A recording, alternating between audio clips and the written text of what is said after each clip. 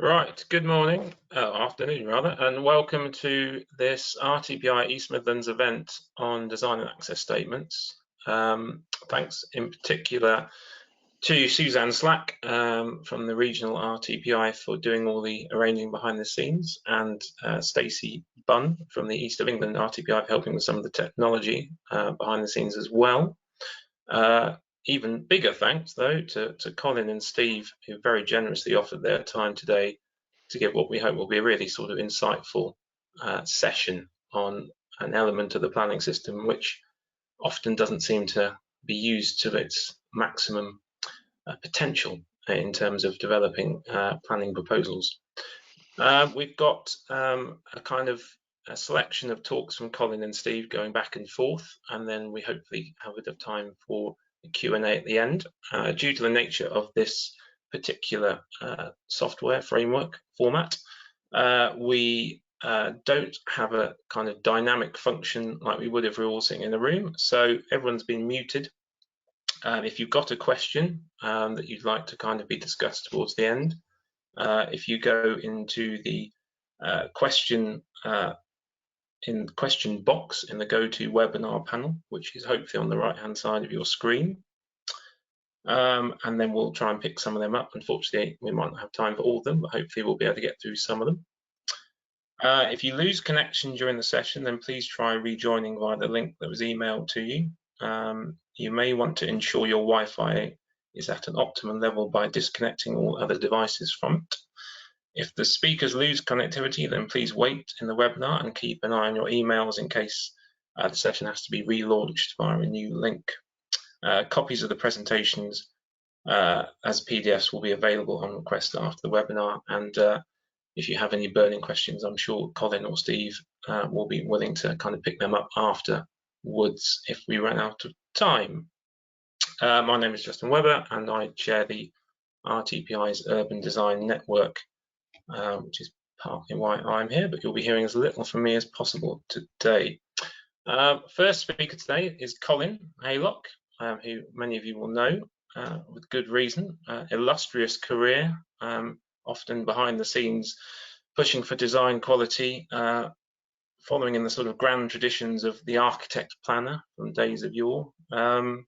Really helpful work, both with REBA and on the RTPI. Past president of the RTPI in 2012, helped create the Urban Design Network and is currently the vice chair. Heavily involved in things like CABE's Planning Advisory Committee, helping formulate REBA's best practice guidance and ongoing work on the planning side.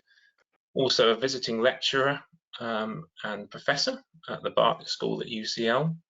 A member of the Durham Cathedral Fabric and Advisory Committee, expert advisor to Historic England, Design Council, lots of other things, and also a consultant in his own right as a more conventional bit of day job.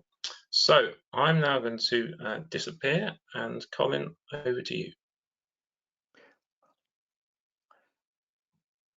Thank you, Justin, and thank you for the opportunity for talking about this. I am hopefully now sharing my screen. You are. Great. That's every time I do this new technology. Thank you for the opportunity of talking about this. In some ways, this came out of my talking with Justin about some work that I've been doing for the RIBA on helping architects interface more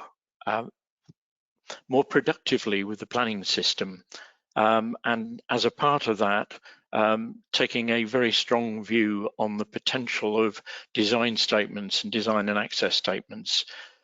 So thank you for the opportunity of talking about this. This is what Steve Hudson and I will be working our way through over the next 45 minutes or so. A quick look at the current position on design and access statements. I'm going to have a go at the history of the elements and the way in which they've been used and misused in the past. Steve is going to talk about moving our thinking on access more towards thinking about inclusive environments. Then I'm going to come back with material which I have used with architects to try and encourage them to see the potential of making design cases and exploring design cases through design statements. And then we hope to leave some time at the end for a more interactive conversation about the value of updated thinking in these areas to planning activity, ways in which it might actually help improve performance, and any potential that you might feel that we have to promote that sort of thinking. So quickly, in the current position, design and access statements are a formal requirement for relatively small number of applications. They're needed for major applications, applications for listed building consent, and some applications in conservation areas, World Heritage sites and so on. But the vast majority of planning applications don't require design and access statements. The guidance given by government on the purpose and the content of design and access statements is really now quite limited. And there is an encouragement in that guidance wisely to be proportionate, that the design and access statement should be proportionate to the issues that are involved, but also an encouragement to be brief. And it says quite often maybe a single side of A4 will be sufficient. That's something that I find really quite challenging when I see the potential of design and access statements.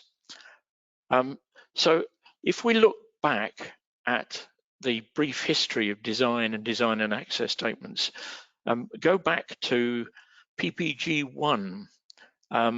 This is before the planning policy statements, planning policy guidance was encouraging architects to prepare design statements to support applications.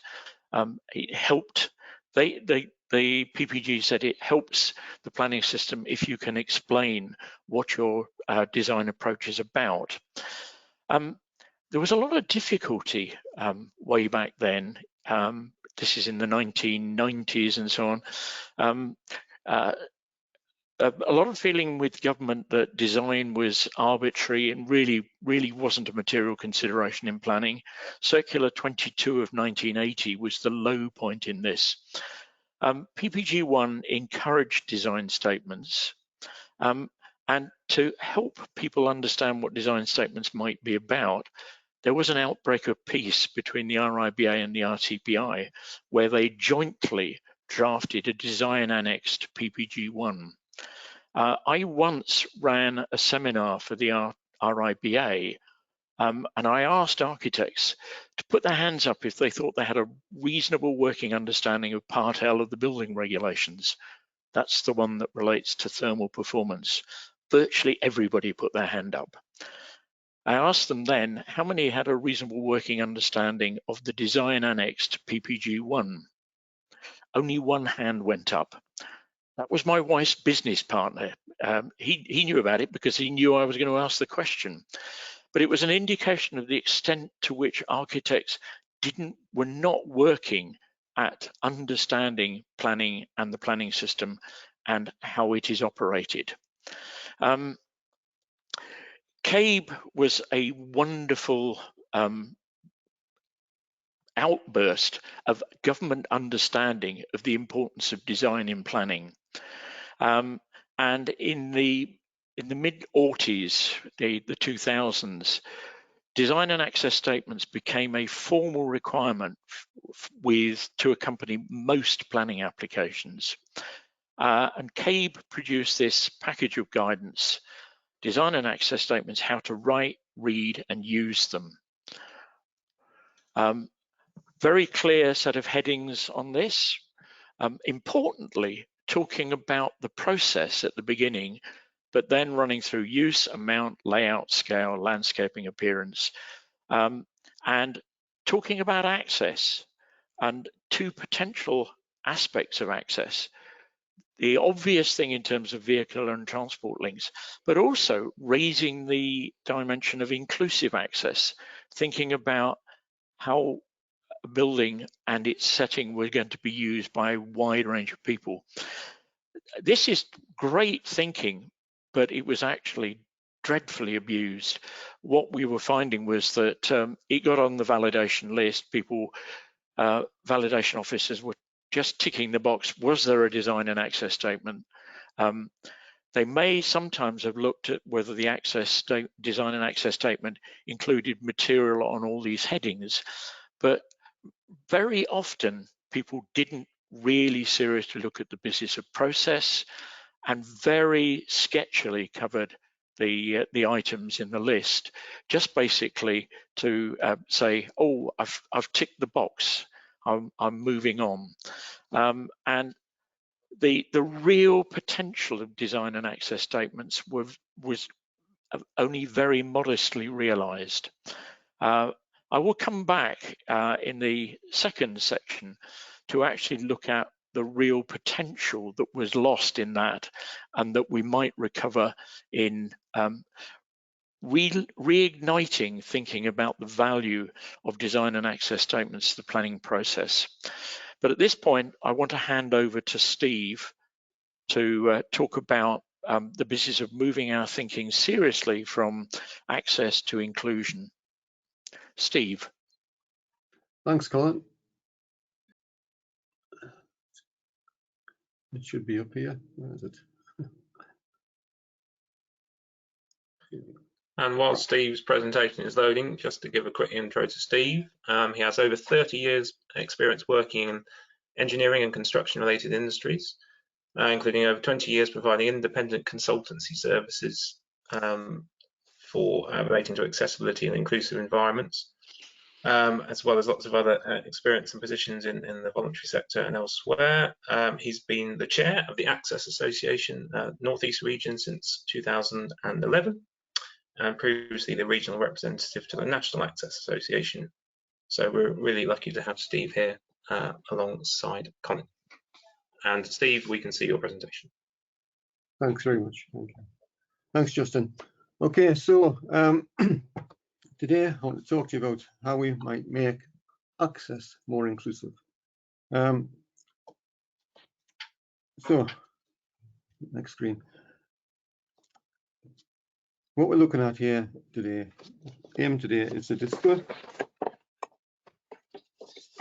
how we consider the planning and design process can impact on development of inclusive environments. This presentation aims to reflect on how issues affecting inclusive design and equality often need to be considered throughout the development process from the earliest stage. What do we mean by inclusive? Inclusive design is said to be a design process in which mainstream products, services, or environments are designed to be usable by as many people as reasonably possible, without the need for specialized adaptations. So an inclusive environment can be accessed and used by as many people as possible, regardless of age, gender, or personal circumstance. An inclusive project is therefore the process that aims to avoid anyone being excluded from such access and use of an environment, its facilities and services. And what do we mean by equality? Equality is the state of being equal, especially in status, rights, and opportunities. Sorry, we've jumped a slide there, I think. Oh, that's right, okay. So, when should inclusive design and equality be considered? A suggested best practice approach is that organizations that embed awareness organizations that embed an inclusive approach to project development are more likely to achieve greater awareness of the issues that require consideration at the appropriate time and project stage. They're more likely to have better opportunity to recognize and define what is required for an inclusive project brief, and therefore have a higher potential to achieve inclusive outcomes. That is, a project that provides the facilities and services with appropriate potential to meet the needs of the service provider and services with appropriate potential to meet the needs of the service user and all potential facilities. Also, there's high potential to avoid and mitigate potential access limitations, even where we're dealing with difficult sites, and be better informed when shaping the dialogue between planning professionals, architects, clients, other consultants, and stakeholders.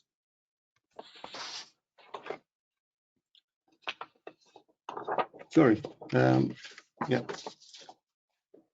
An inclusive approach to project development is very important to begin considerations as early as possible with the inception and definition of the project. Considering implications for inclusive design and equality when informing plans for business, conservation, sustainability, and the desired outcomes of the project.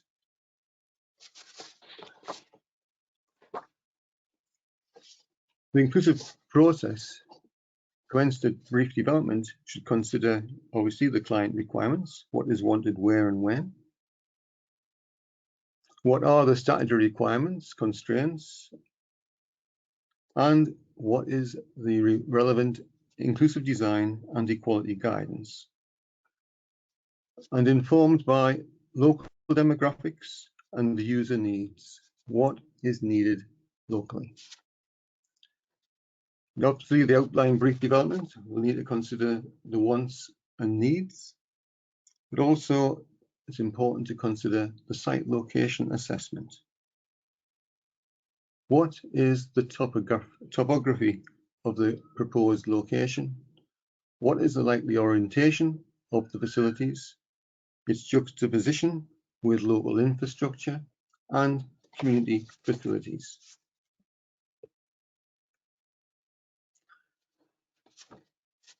Part of the work I've done in the past was include site selection assessment. And this example here was one for gated access panel, where we're asked to consider 3 potential sites that were being considered for an application for care and support funding in relation to aged persons housing. The 3 sites were spread around Gateshead.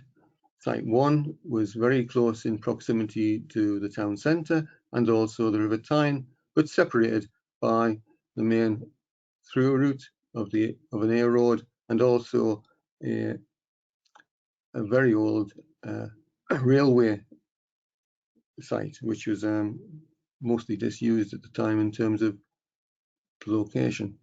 Now then, the site was developed for various housing facilities, and there was an area that was proposed for this elderly person's housing. The second site at Car Hill in Gateshead was about 2 miles from the main centre and only about 400 metres from many local facilities. The third site in Dunstan was also close to local facilities, again a similar distance from the town centre. The next few slides show the locations. Site 1, Site 2, and Site 3. The important thing was what was the impact of those locations.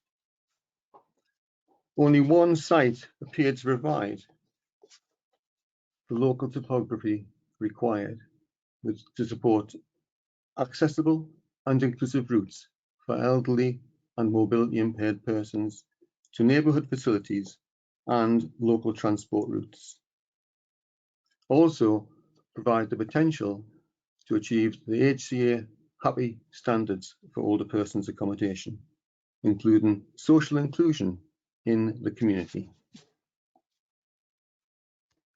That location was the third site, Ravensworth Road, due to it having relatively level and sloping, gently sloping areas of the site and existing pedestrian routes, with a good range of local community facilities, including an activity centre, a social club, pub and various shops.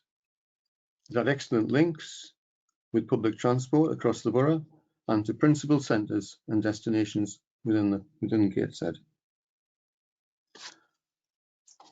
The agreement was therefore had excellent potential for affordable sheltered housing and extra care development for older people.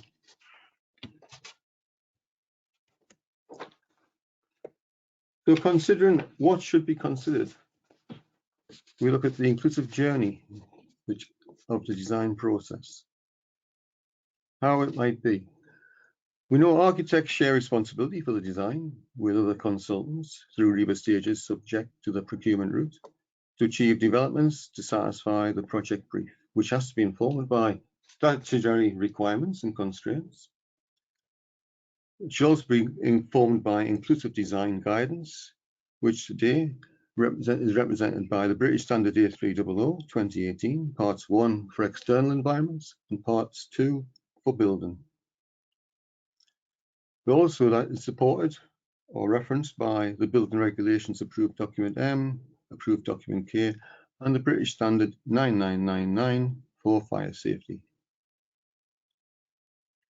The brief also needs to be informed, I should say, by local demographics and user data to understand and look to approach the needs for the locality. Guidance relative to use type also needs to be considered. For example, Sport England, if it was an inclusive sports or leisure facility. And if you're looking at electric vehicle charging these days, then it would be the IET guidance for EV charging infrastructure. But also the Equality Act needs to be considered, and that identifies 9 protected characteristics in relation to individuals and the population.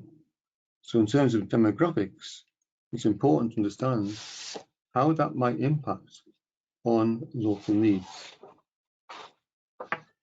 An access consultant or inclusive design consultant's role from RIBA 1 onwards is to review the current proposals, to audit these in terms of looking at what needs to be considered, and to inform the project what needs to be considered in terms of inclusive design and equality, to advise how that might be achieved within the project, to assess how that has been adopted within the project, and look to identify what compliance is being achieved and what non-compliance there may be in relation to inclusive design and equality guidance.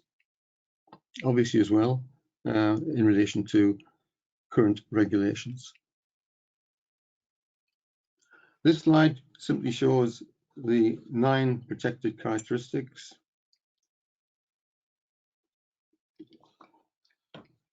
So the Equality Act protects people in respect of these characteristics: age, disability, gender reassignment, race, religion or belief, sex, sexual orientation, marriage and civil partnership, pregnancy and maternity. Next, looking at an example of a project which I was very pleased to be involved with, the SIL National Landscape Discovery Centre. This was one of the Civic Trust Award winners for the Selwyn Hughes Inclusive Design Award winner in 2019.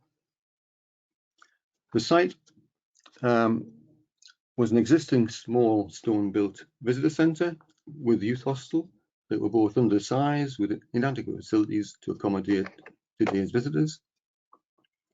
And in this case, the process of the design development was benefited greatly from having an informed client and the receptive lead consultants for the building, JDDK Architects and Glen Kemp Landscape Architects for the external approach and site access and layout. The project team were involved in local engagement from early stage to inform the brief and consider initial sketch design proposals as part of the engagement, with ongoing engagement of the project as it progressed, including with local groups of people with impairments. The development required consideration of its location very sensitively in terms of its location in the Northumberland National Park and in proximity to Hadrian's Wall. Recognition of the local community needs and implications of the development were considered in terms of local transport, for instance, and services. This included the improvements to the bus stop facilities for the local transport network to be able to actually pull in off the road to pick up and drop off on the outer perimeter of the site, with new accessible site access directly in from that location, and additional new site access, or improved site access, should say, for people, visitors arriving on foot, either from or to the centre, when crossing the B6318 road, which could be very busy at times with any visitors, basically, en route to or from Hadrian's Wall. The inclusive design considerations for the approach to the site, externals and internal facilities and services were all included within this site development, providing the first National Park Visitor Centre with accessible accommodation, a change in places toilet facility for visitors with complex needs, an accessible electric vehicle charging facility, and featured an accessible green roof, which was accessed externally from the roof space and also internally via stairs and lift, so that you could either access directly from externally on the roof level or internally. So basically the site was, the roofscape allowed for access to a wide range of viewpoints and panoramic views of the site. So how can planning support inclusive design development? The answer we propose is through planners' knowledge and understanding, including an awareness of the Equality Act, public sector equality duty and its responsibilities on the public sector, ensuring that local plan development is adequately informed and regularly updated on local needs and demographics, through the application of local plan policies and neighbourhood plans, taking responsibility for encouraging and ensuring where possible that the development is based on an inclusive process with from project inception and strategic definition through preparation and brief, the procurement stage, tender process to appraisal of final outcomes. Awareness of inclusive design and equality through training and CPD will support planning considerations to include what are the implications of the developer brief and design proposals or intentions. How do the proposals fit with local demographics and infrastructure? Is the location the right fit? And what are the local implications if it's not? Does the proposal demonstrate an inclusive design process and equality potential? And what are the implications if it doesn't? For example, evidence of local engagement and inclusion of underrepresented groups should be an important issue to recognise. And if it fails to demonstrate such provision of a design process and equality issues, who might be excluded? Also, having this awareness enable planners to achieve better informed dialogue with architects, clients, other consultants, stakeholders and other potential users. So who is responsible for an inclusive approach to development? 3 minutes, Steve, by the way, 3 minutes. Thank you.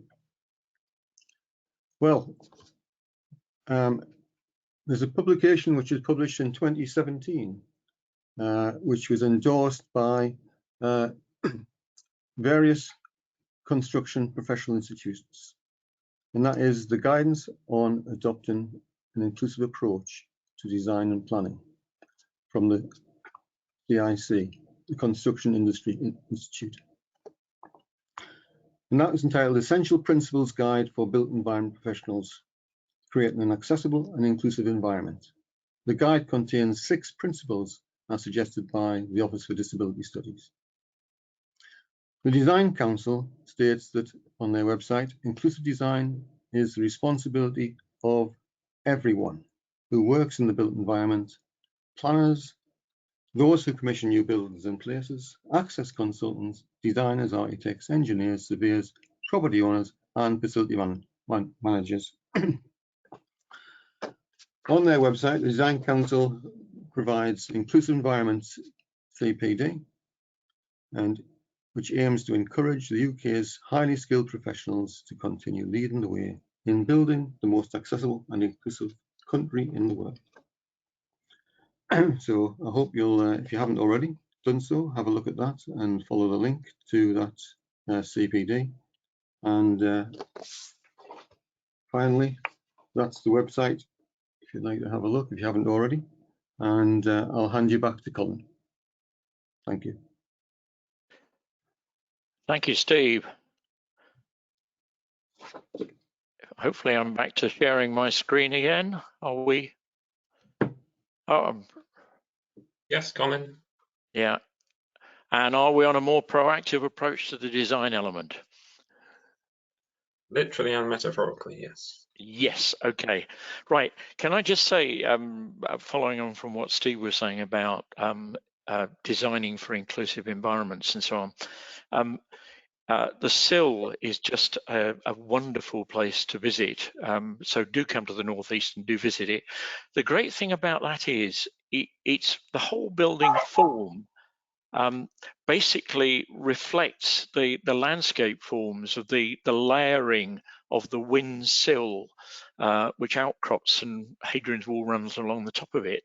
And it turns it into something which is, it feels like the building belongs to the landscape, and yet it is very deliberately designed in such a way that somebody in a wheelchair can actually take in all the best views and can even take in the cafe halfway up their way up to the highest viewing point. It's a delightful interpretation of an inclusive environment where you don't even begin to appreciate that it has been designed with that sort of objective. It is just so naturally handled. Right, I'm going to turn back to the design element away from the access element, and work that I've been doing on design statements as a design process, and I call it a design conversation tool. This flows from stuff that I was doing with the RIBA's Planning Policy and Strategy Group about the difficulties that architects were having interfacing with planning, particularly in a situation where the planning system was becoming more and more stretched and really having difficulties with resource. I ran a session in the RIBA Small Practice Conference, and the RIBA Publications Manager was sitting in on that, and he said he was shocked by how much stuff that I was talking about seemed to be completely new to architects. So I finished up with a commission to write a good practice guide for the RIBA to help architects understand and interface with the planning system. And one of the things that's absolutely central to that was the business of design statement prepared throughout the whole of the design process. So whilst I said, that architects were really poor about understanding how planning worked, probably quite a lot of planners are not very good at understanding how architects work, and probably not tremendously familiar with the stages in the RIBA's plan of work. One of the things in working with that RIBA group was working with quite a small number of architects who really did understand both sides of this system. I finished up writing this good practice guide for the RIBA. I've put on the screen here the headings that I included on my way working through this. So it tries to cover each stage of the design process and parallels it with what is happening in the planning process, so that hopefully people can actually make the connections as they negotiate their way through the planning system. I say design statements is a central element of it, and I will come back at the end of my session here with an example that is used as an appendix here to try and demonstrate how that process can actually work. But I thought it helpful to take you through what I was explaining to architects in terms of what I was seeing as the lost opportunities by either not preparing design statements or just seeing it as a chore because you had to do it to tick the box in validation for those applications that needed it. So I'm going to take you through what I saw as being the virtues for consultants, designers, their clients, so on, in terms of working their way through a design statement throughout the design process. And I saw this as a chance to take charge of a debate that rather than leaving planners second guessing what it was you were trying to do, you were very clear about what you were trying to do, and making it as easy as possible for the other parties and planners to understand that.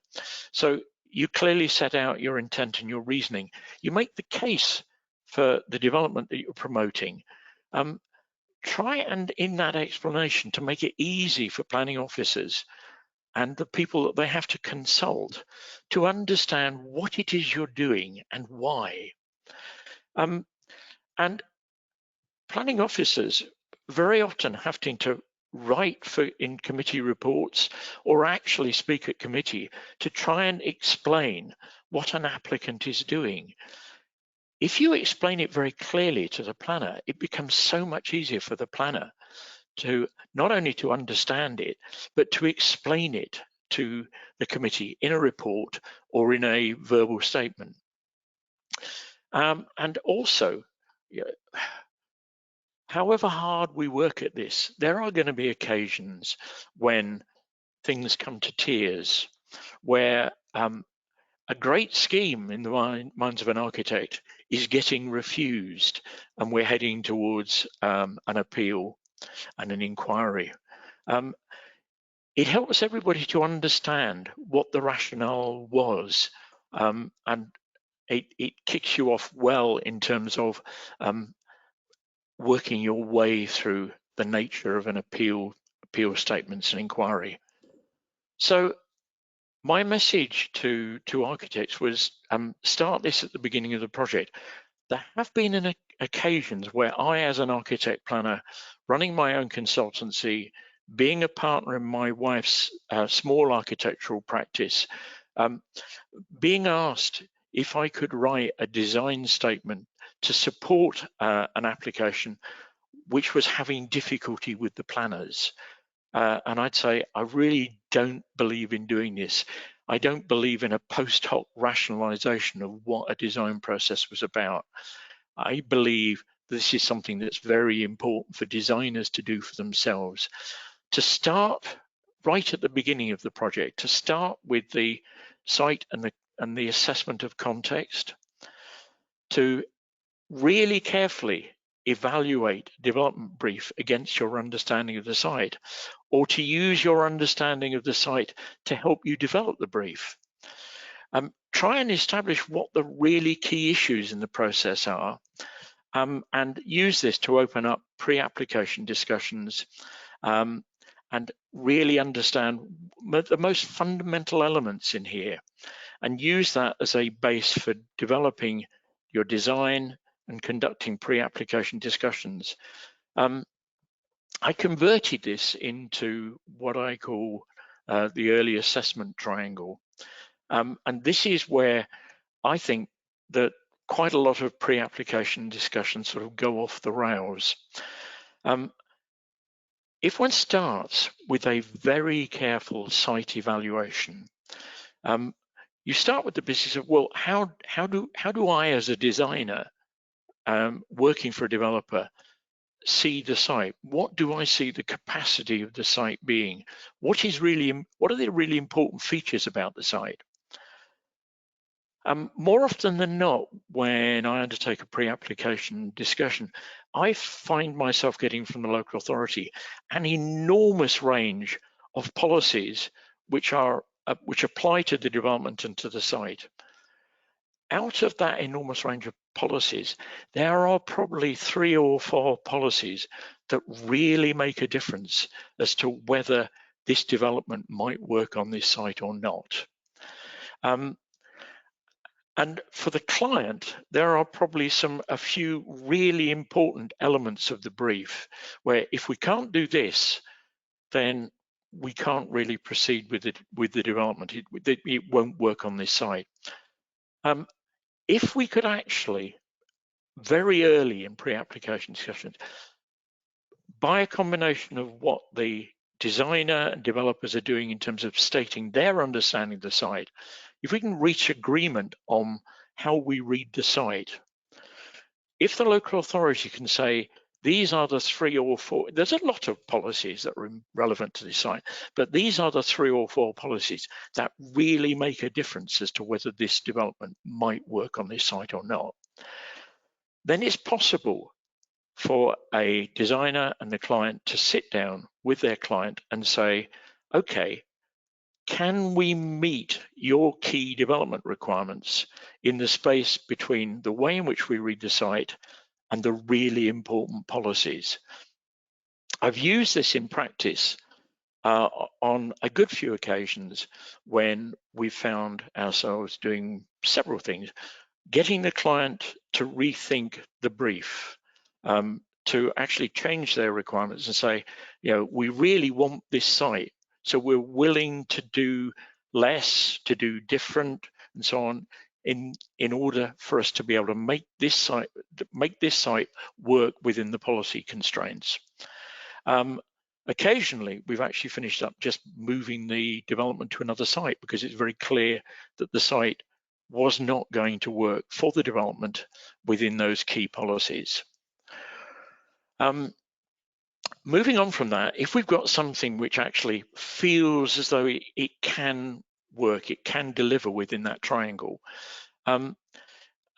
you can use the preparation of this design statement as a negotiational tool. You set out the really important issues and objectives. As you work your way through the process, there will be lots and lots of things that come in as factors from external consultation and so on. And quite often they get undue significance. And we realize that, I say tails are wagging dogs, something that is quite marginal becomes very important. And it's very helpful to go back to what is it we were most trying to do? What are our objectives? What are the most sensitive elements about this development? And that well-developed design statement makes it so much easier for officers to use when they're negotiating internally or externally with consultees, and evaluating the significance of the observations these people are making and trying to find ways of mitigating external concerns. If there are issues that are proving really difficult, it actually helps you understand these in the overall project context and give them due weight rather than possibly allowing something which is actually not all that significant to derail something which is important in all sorts of other respects. Finally, this is potentially an audit trail towards our planning committee and potentially towards an appeal and inquiry. It helps everybody understand where the design came from, how it was developed. It helps people understand where things began to go wrong. It helps you get back on track if disputes have been developing. It focuses your attention on what was important, how can we recover lost ground here, and should we finish up in an appeal, it probably 80% of this will be the statement of common ground. We can say we agree all of this. These are the bits which are still in dispute, which the appeal will focus on. So I say that I've promoted it a lot. My wife has been a partner in a small architectural practice for over 25 years. I've done a lot of work alongside her, a lot of work in support of her, alongside my long career in local government before I went into the private sector myself. So I'm very used to working at this as a local authority planner. I'm also very used to now working at it in terms of a private sector consultant advising developers and clients and so on. My wife has obviously caught the bug from me in terms of the value of a well-considered design statement, and she uses them relentlessly in her practice work, which is very heavily focused on buildings which are of a heritage context or other sorts of sensitive environments. This was a really challenging project that she got in the North Pennines area of outstanding natural beauty. Somebody had bought this property, which is very prominent in the AONB. They needed all the accommodation in this appalling offshot, but they actually needed some more accommodation. And it was how could you navigate your way towards something which provided that accommodation, repaired the damage done by this existing extension. I've used the Heritage Design and Access Statement for that project as the illustrative appendix in the RIBA Good Practice Guide. There I show you the contents page for the Heritage Design and Access Statement. And you can see the materials that we've covered, where we've talked very carefully about the design process, the way in which we've assessed the site and the context physically. We've analysed the policies that relate to this from Northumberland County Council and from the area Outstanding Natural Beauty and its design guidance and how that design guidance has affected the proposals. An evaluation of all of that and how that has led to the proposed design approach. Then an explanation of the final layout and appearance of this application and the way in which we've chosen our design approach, how we've chosen critical pieces of design and chosen our materials, how we've approached sustainable building performance, access, and then a conclusion to it. And here are just one or two illustrations from the appendix and the design and access statement. And you can see how what was done here was taking an agricultural aesthetic of black corrugated material to actually disguise in many ways the bulk of this extension whilst enlarging it. You can see here the approach that was taken. The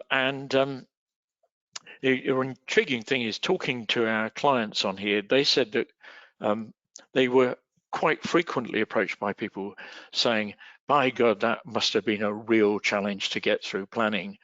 And they said, not at all, actually, it sailed through planning because the process was so very well considered and so very well explained. So, 3 minutes, Colin. yeah, well, I've finished mine because I want to get to the bit at the end, which was to hopefully start a wee bit of discussion with our audience in terms of how useful our audience think it might be in conducting the planning process that they have to conduct if they actually got more really decent design statements, and how we might encourage people to prepare more well-considered design statements. I have a couple of suggestions here through using development management user groups or similar sessions to promote them. Whether there's any potential for incorporating encouragement or requirement in local validation requirements, and then the question of any other ways that occur to you. And reflecting back on Steve's presentation, feelings about what you're getting in terms of people's reaction to making more inclusive environments, and if there's anything that we might do to encourage better performance in that area. So this is, for the last 10 minutes or so, over to our audience, and I don't know how we best handle that, Justin.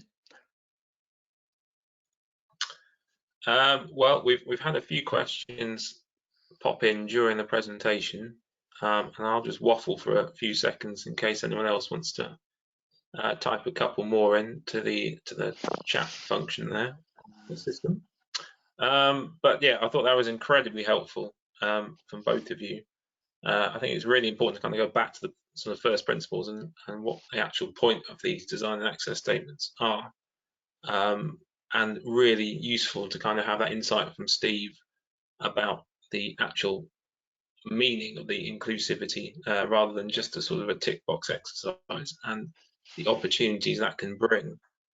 And as Colin then built on that wonderful example from the Northeast where the benefits of accessible design integrated holistically with great architecture and something that really has a sense of place and functions very well. So really helpful. And then Colin building on that with the notions that rather than being a kind of bureaucratic constraint, you can use this design and access statement to help sell your scheme. And it's certainly something that we kind of find when we're doing our design review panel in Leicester.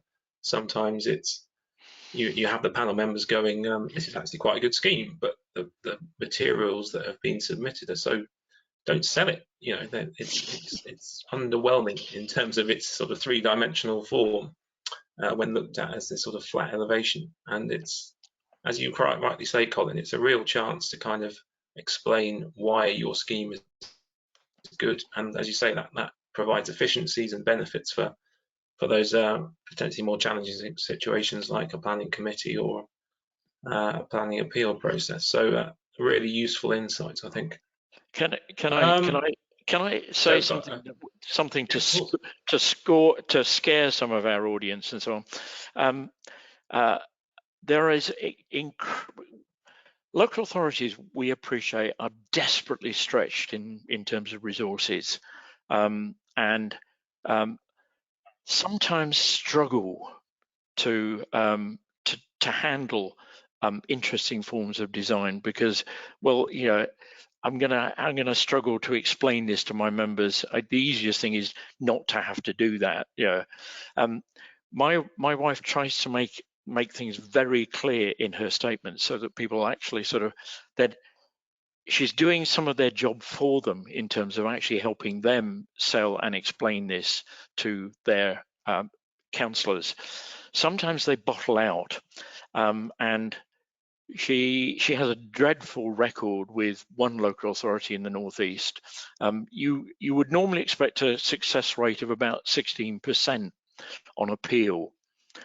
She was running at 75% success rate on appeal because quite clearly the inspectorate were getting what the local authority was not getting about her design approaches.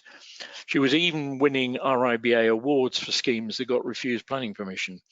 The big thing that was actually helping convince the inspectorate was the carefully prepared heritage design and access statement.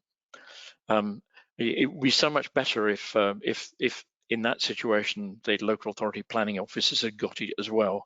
It would have saved a lot of grief. Of course, yes.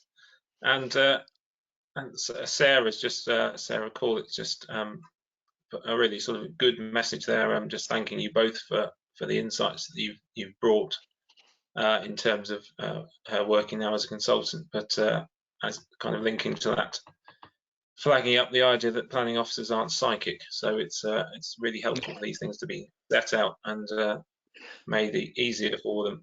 I just want to, I know this is slightly going off piece, but Adam's Shepherd's put in a couple of interesting questions,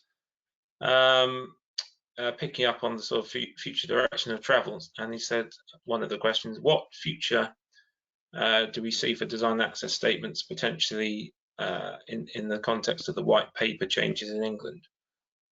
So whether effectively you see the current process framework, which we've just had a very good explanation of its benefits and opportunities.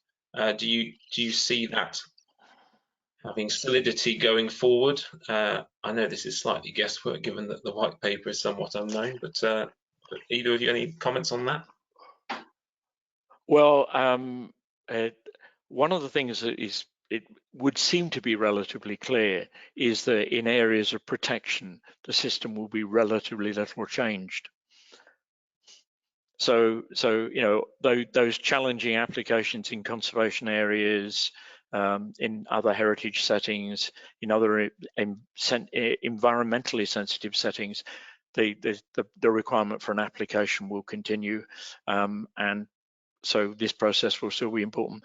It might be when you get into the business of local guidance on renewal areas and so on, there might be elements of thinking in here that people need to take into the business of preparing the local authorities side of this. You know, the business of being very clear in your analysis of the site and explanation of the site and its potential and key factors. So I think there are things that you can strip out of this and use either side of that design and control or design and code divide. Yes, that's good points there. I'm just conscious of time. Mariam Abdallah's done a very good comment here on the questions, thanking you for the presentations and the positivity of that. Rightly pointing out the challenges of resources, which is sort of the elephant in the room, of course, across the piece, as ever with planning. And a really good point, which links to something I was sort of thinking about as Steve was talking. The kind of should we as designers, planners be discussing inclusivity at a sort of corporate level and promoting it regularly through education with our educating our teams and potential clients, which yes, and that kind of thing is something I was also thinking about in terms of often planners are less well trained on some of the accessible and inclusive design aspects and the benefits that we could have, as we have done today from hearing Steve. And now we're running out of time. So just quickly to say thank you very much everyone who has attended. Yes, as someone's asked a question, the presentations will be available, I understand, to be sent out, which will be very helpful because there's lots of great bullet points of stuff on there. So thanks very much for this. I'm also conscious that we are 3 white middle-class men, and that's not desperately inclusive. So please do get involved with the RTPI and suggest ideas for events and volunteer yourself for being involved and talking and helping with these sort of things, because we are always the product of who gets involved. But thank you particularly to our Northeast brethren, Colin and Steve. Really appreciate that, and this has been a good thing of being remote. We've been able to get you here without any carbon footprint, which has been a a rare benefit of the pandemic. So But I would have, thank you, I would have everyone. loved to have been in Leicester. Well, we will invite you all down post-pandemic and for that. But yes, thanks everyone. And yes, the stuff will be online, and any questions, email the regional email address or me or whatever. I'm sure we can pick them up. But thank you all. Take care. Have a good week and enjoy the summer.